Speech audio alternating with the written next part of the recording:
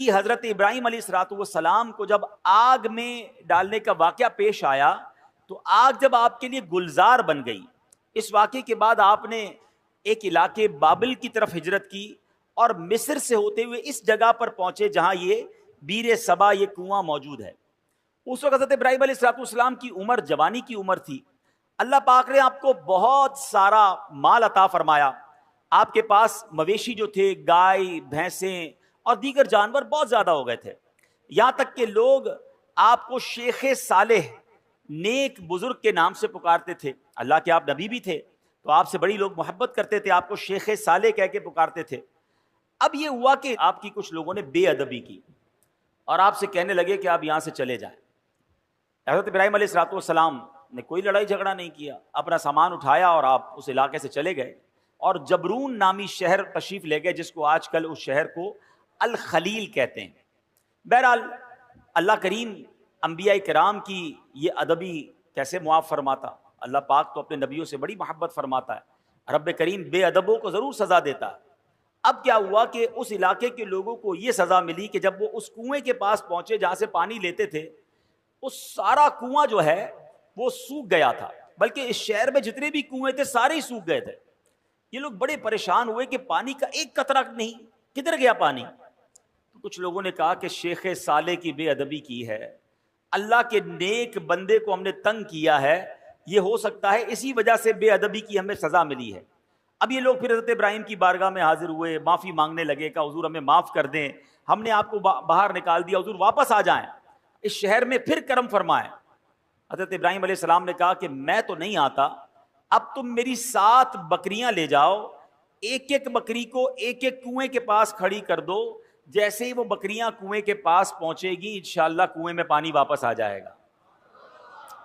اب یہ لوگ 7 برکت بکریاں لے کر واپس آئے، جو ہی انہوں نے بکریوں کو کنویں کے پاس کھڑا کیا، اللہ کی رحمت دیکھیں، اسی وقت کنویں ابل پڑے اور دیکھتے ہی دیکھتے پانی سے کنویں بھر گئے۔ اسی وجہ سے اس مقام کا نام بیر سبا یعنی 7 بکریوں والا کنواں، یہ نام مشہور ہو گیا۔ میرے پیارے اسلامی بھائیوں، اس واقعے سے کیا سیکھنے کو ملتا ہے؟ پہلے تو حضرت ابراہیم علیہ الصلوۃ والسلام کی کیا شان ہے، جو ذوالحجہ کا مہینہ ہے حضرت ابراہیم کی ہمیں یاد دلاتا ہے۔ جتنے حج کے ارکان ہیں اس میں حضرت ابراہیم کی، حضرت اسماعیل کی، بی بی ہاجرہ کی یادیں ہیں۔ صفا مروہ پر جائیں تو بی بی ہاجرہ کی یاد آتی ہے، اور سبحان اللہ آپ ابو الانبیاء ہیں۔ یاد رکھیے حضرت ابراہیم کے بعد جتنے بھی انبیاء آئے اس دنیا میں، سب کے سب حضرت ابراہیم علیہ الصلوۃ والسلام کی اولاد میں سے ہیں۔ حضرت ابراہیم کا مقام سرکار دو عالم صلی اللہ تعالی علیہ وسلم کے بعد کائنات میں سب سے افضل اگر کوئی ہستی ہے تو وہ حضرت ابراہیم علیہ الصلوۃ والسلام ہیں۔ اور سبحان اللہ حضرت ابراہیم کی جہاں اور بہت ساری برکتیں ہیں، آپ کی ایک اور شان یہ بھی ہے کہ آپ کا جو چہرہ انور ہے وہ سرکار دو عالم علیہ الصلوۃ والسلام سے بڑی مشابہت رکھتا تھا۔ میرے آقا علیہ الصلوۃ والسلام فرماتے جس کو ابراہیم کو دیکھنا ہو وہ مجھے دیکھ لے، ہیں نبی پاک کے چہرہ انور سے حضرت ابراہیم علیہ الصلوۃ والسلام کا چہرہ بڑا ملتا۔ تو سبحان اللہ، ایک تو ان کا مرتبہ اتنا بڑا، تو پتہ چلا کہ اللہ والوں کی، اللہ کے نیک بندوں کی اگر بے ادبی کی جائے تو پھر رب عز و جل برکت اٹھا لیتا ہے، پھر اللہ اسے سزا دیتا ہے۔ علماء کرام موجود ہیں، میرا تو بہت چھوٹا سا مطالعہ ہے مگر 2 ہی چیزوں کے بارے میں پڑھنے کا موقع ملا کہ 2 برے کام ایسے ہیں، اگر کوئی بندہ ان 2 برے کاموں میں سے کوئی کام کرتا ہے تو اس کے بارے میں فرمایا یہ کام کرنے والا ایسا ہے کہ اللہ اس سے جنگ کا اعلان فرماتا ہے۔ یہ کتنے بڑے برے کام ہوں گے؟ وہ 2 برے کام کون سے ہیں؟ ایک تو سود کا کام کرنے والا، اور دوسرا فرمایا اللہ کے کسی ولی سے جو دشمنی کرے رب اس سے جنگ کا اعلان فرماتا ہے۔ اب مجھے بتائیے اللہ سے جنگ کر کے کوئی جیت سکتا ہے؟ نہیں نا۔ تو پھر ہر معاملے میں ہر طریقے سے کسی بھی صورت سود کے قریب نہیں جانا ہے۔ اب سوال یہ ہے کہ ہمیں کیسے پتا چلے اللہ کا ولی کون ہے؟ یہ ذرا سمجھیے گا میری بات۔ اللہ نے اپنے اولیاء کو اپنے بندوں میں چھپا کر رکھا ہے۔ دیکھیں انبیاء تو جن کے نام ہمیں معلوم ہیں وہ انبیاء ہیں، ٹھیک ہے، اور 1 لاکھ کم و بیش 24,000 انبیاء جتنے بھی اللہ کے انبیاء ہیں سب پر ہمارا ایمان ہے۔ اب صحابہ کی بھی ایک لسٹ ہے کہ جنہوں نے نبی پاک علیہ الصلوۃ والسلام کا دور بھی پایا اور ان کا دیدار کیا یا ان کی صحبت اٹھائی، ایمان کی حالت میں ان کا دیدار کیا یا صحبت اٹھائی اور ایمان پر ان کا خاتمہ ہوا، وصال ہوا، وہ صحابی ہیں۔ لیکن ولی کو کیسے پہچانے؟ تو علماء فرماتے ہیں کہ اللہ نے اپنے ولیوں کو لوگوں میں چھپا کے رکھا ہے۔ ہو سکتا ہے آج شکارپور کے اس اجتماع میں اللہ کے بہت سارے اولیاء کرام موجود ہوں، ہمیں نہیں پتا۔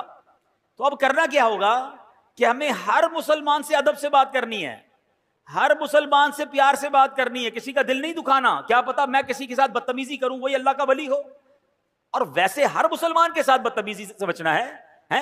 ادب تو سب کا کرنا ہے، لیکن اللہ کے ولی کے ساتھ تو بیڑا غرق ہو جائے گا نا۔ تو اپنی زبان کو احتیاط سے استعمال کریں، لوگوں کے ساتھ جو ہے وہ بدتمیزی نہ کریں، کسی پر ظلم نہ کریں، کسی پر زیادتی نہ کریں۔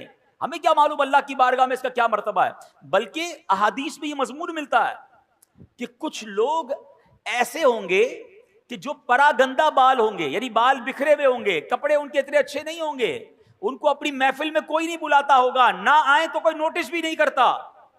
آقا علیہ الصلوۃ والسلام فرماتے ہیں مگر اللہ کی بارگاہ میں ان کا وہ مقام ہوتا ہے کہ اگر وہ قسم اٹھا لیں کسی معاملے پر، رب ان کی قسم پوری فرما دیتا ہے۔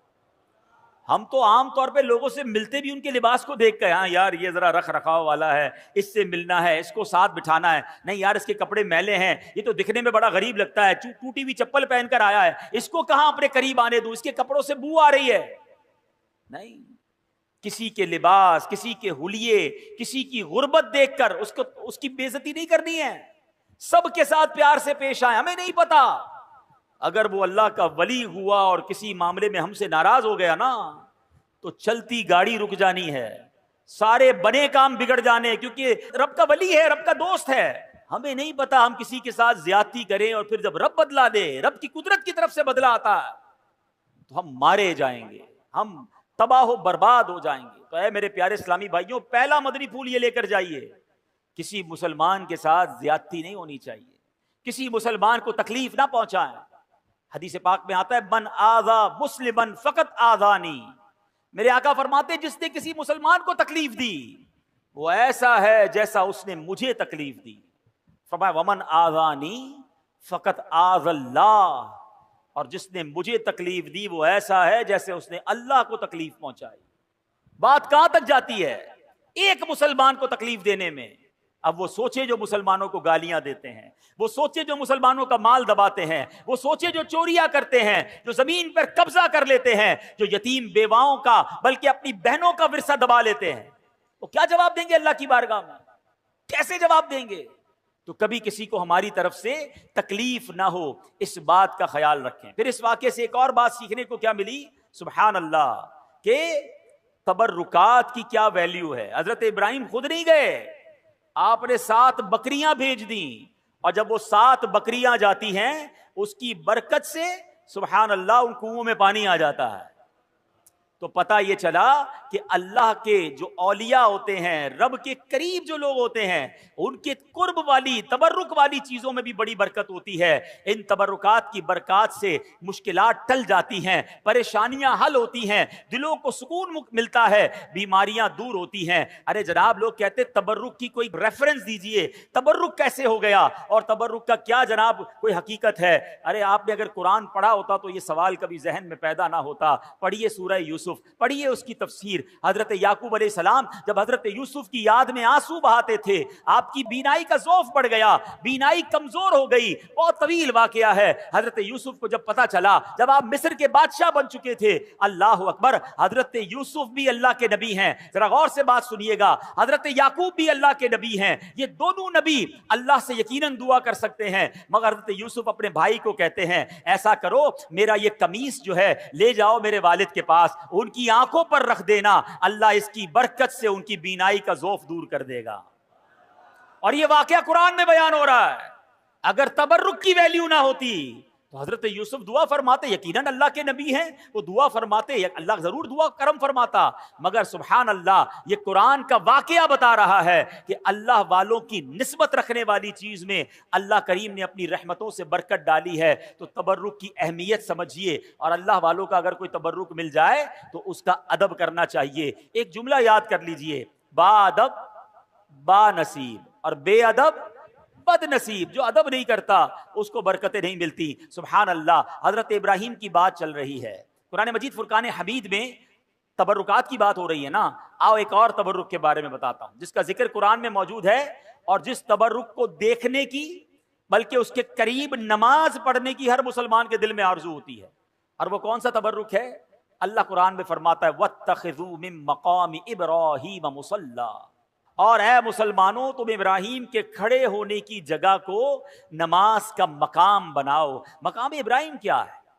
ایک پتھر ہے. حضرت ابراہیم علیہ السلام اس پتھر پر کھڑے ہو کر کعبے کی آپ نے تعمیر فرمائی, اور سبحان اللہ یہ کمال کا پتھر ہے. اب دیکھیے آج شکارپور کے اس فیضان مدینہ میں ہم بیٹھے ہیں, اس کی چھت جب بنی ہوگی کسی انسان کا ہاتھ تو نہیں پہنچا ہوگا نا, کوئی نہ کوئی لفٹ لگائی گئی ہوگی, اس کے بعد وہ شٹرنگ لگاتے ہیں, مزدور اوپر چڑھتے ہیں اور چڑھ کر کام کرتے ہیں. اگلا فلور ہو تو ایک اور لفٹ لگائی جاتی ہے, جتنا قد ہوتا ہے وہاں تک بندے کا ہاتھ پہنچتا ہے, اس کے اوپر کے لیے کسی لفٹر کی ضرورت پڑتی ہے. سبحان اللہ 5000 سال سے پرانی بات ہے جب حضرت ابراہیم کعبے کی تعمیر کر رہے تھے. بتاؤ نا حضرت ابراہیم نے یہ قد سے اوپر پتھر کیسے رکھے ہوں گے؟ سبحان اللہ. تفاسیر میں یہ ملتا ہے کہ جس پتھر پر حضرت ابراہیم کھڑے ہو کر کعبے کی تعمیر کر رہے تھے, حضرت اسماعیل پتھر پکڑاتے جاتے, حضرت ابراہیم پتھر رکھتے جاتے, اور جب یہ دیوار اونچی ہو جاتی مقام ابراہیم بھی اونچا ہوتا چلا جاتا. مقام ابراہیم جو پتھر ہے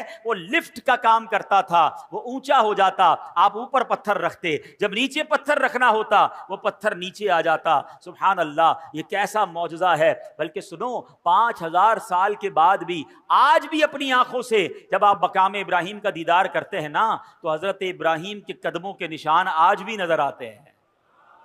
اللہ نے اس تبرک کو کیسے باقی رکھا ہے, اس کی حفاظت کا کیسے انتظام کیا ہے. جناب 400-500 سال 700-800 سال میں عمارت تباہ ہو جاتی ہے, عمارت مخدوش ہو جاتی ہے, گرنے کے قریب ہو جاتی ہے.